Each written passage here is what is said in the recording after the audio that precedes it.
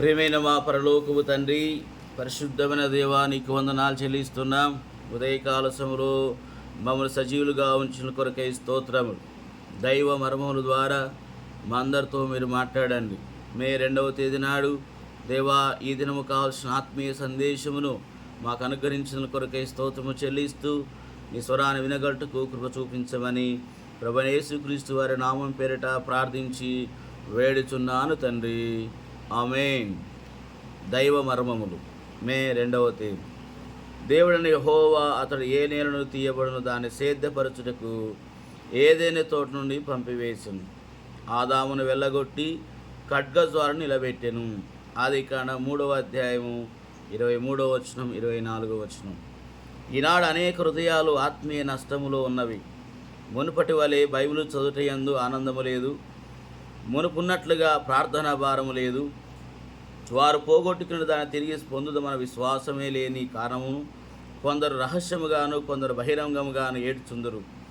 తిరిగి పొందవలన ఆశ ఉన్నప్పటికీ ఏ విధమున దాన్ని పొందగలరో ఎరగకపోవటచే తిరిగి పొందగలము నిరీక్షణను కూడా కోల్పోయి ఉన్నారు. వారు ఈ విధముగా తమ హృదయములలో తలంచుచుండవచ్చును. మొదటి ఆనందమును సమాధానమును నేను తిరిగి పొందలేనేమో, లేక మునుపటి వలె తిరిగి దేవుని సేవ నేను చేయలేమో.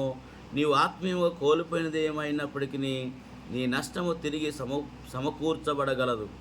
అంతకంటే ఎక్కువగా కూడా నీవు సమకూర్చుకొనగలవు. ఆరంభములో ఆదాము సమస్తమును పోగొట్టుకొనెను.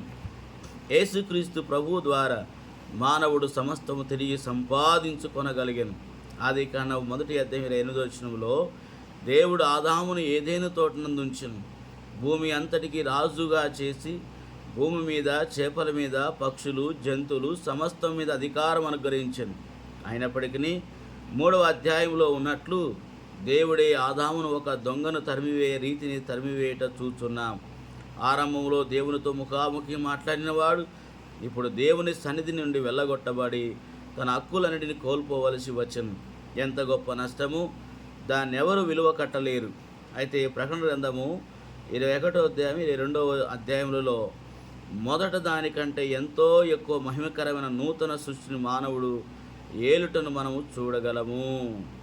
అటి కృప దేవుడు మనకు అనుగ్రహించునుగాక. ఆమేన్.